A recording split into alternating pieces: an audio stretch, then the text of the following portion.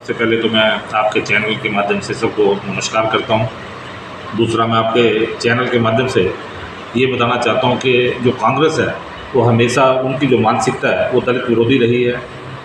जैसा कि इनके राष्ट्रीय अपने लोकसभा के जो विपक्ष के नेता श्री राहुल गांधी जी यहाँ रोड शो करके गए हैं और वो हमारे यहाँ दुसड़का के ऊपर लोगों को संबोधित करके गए हैं, लेकिन वो बाबा साहब की मूर्ति के पास खड़े होकर चले गए। ना उन्होंने माला अर्पण की है और ना एक बार भी उन्होंने बाबा साहब का नाम लिया। और बिल्कुल दुसड़का के पास हमारा एक गुरुघर है जो शीर्षगढ़ धर्म स्थान के नाम से जाना जाता है, उनका भी उन्होंने ना नाम लिया है और ना वो वहाँ रुक के गए हैं।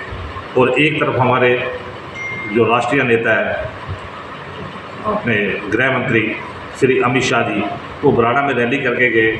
उन्होंने अपना जो संबोधन शुरू किया उससे पहले उन्होंने हमारे जो गुरु महाराज हैं उनका नाम लेके उनको नमन करके तब उन्होंने अपना संबोधन शुरू किया, गुरु नमन किया। उसके बाद उन्होंने अपना संबोधन शुरू किया। तो हमारे यहाँ से फूलचंद मौलाना लगभग 4 बार विधायक बने, मंत्री रहे, लेकिन उन्होंने कभी ना कुछ सोचा है और ना ही उन्होंने कभी दलित समाज के बारे में, उनके उत्थान के बारे में या उनकी पढ़ाई के बारे में कुछ किया है। उसके बाद उनका जो बेटा है वरुण मौलाना, वो 2019 से अब तक यहाँ के विधायक रहे। उसके बाद वो 2024 में सांसद चुने गए, लेकिन उनकी जो मानसिकता है वो दलित विरोधी है। वो कहीं भी दलितों के लिए कोई काम नहीं करते। इसी वजह से दलित उनसे नाराज़ हैं और उनकी जनसभाओं के अंदर दलित बहुत ही कम आ रहे हैं। सर, रैली के दौरान खंड 3 आते हैं, मौलाना, दुसड़का और साहा पर राजीव गांधी चौक बनाया गया है, जिसको लेकर वहां पर भी उन्होंने रुकना जरूरी नहीं समझा, उनको नमन करना जरूरी नहीं समझा। सर, जैसे मैं पहले ही बता चुका हूँ आपको कि जो राहुल गांधी है वो विदेशी भाषा बोलते हैं और विदेश में जाके अपने देश के प्रति बहुत खिलाफ बोलते हैं।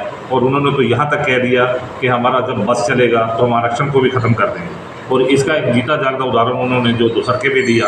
उसके बाद वो जैसे ही साहा से निकला, उनके पिताजी का वहाँ स्टैचू लगा हुआ, यहाँ तक कि उन्होंने अपने पिताजी के स्टैचू की तरफ भी ध्यान नहीं दिया। तो इस मानसिकता के ये लोग हैं। मैं आपके माध्यम से विधानसभा मौलाना के जो हमारे वोटर्स हैं या देव तुल्या जो हमारे बुजुर्ग हैं, उनको बताना चाहता हूँ कि लगभग 55 साल से यहाँ फूलचंद मौलाना राजनीति में एक्टिव रहे।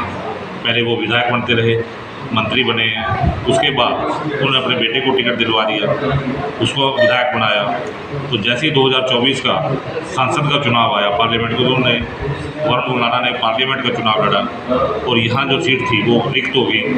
उसके लिए हमारे यहाँ से लगभग 46 लोगों ने टिकट के लिए अप्लाई किया, लेकिन कांग्रेस पार्टी ने सबको दरकिनार करके फूलचंद मौलाना का जो बेटा है वरुण चौधरी, उसकी जो वाइफ है पूजा चौधरी, उसको यहाँ से वो विधायक का चुनाव लड़ा रहे हैं। परिवारवाद इनके कांग्रेस की रग रग में भरा हुआ है, जिसकी वजह से जो एससी समाज है वो बहुत ही नाराज़ है। ये है कि सबका साथ और सबका विकास, उसी के तहत हरियाणा सरकार ने विधायक वरुण मौलाना को विधानसभा के अंदर विकास कार्य कराने के लिए हर साल 15 करोड़ के हिसाब से लगभग 75 करोड़ होती है। पूरे उसके टर्नओवर में लगभग 75 करोड़ रुपया भारत सरकार ने विकास कार्यों के लिए दिए, लेकिन वरुण मौलाना ने कहीं भी कोई विकास का कार्य नहीं किया और वो 75 करोड़ रुपया विधानसभा के अंदर सरेंडर कर दिया।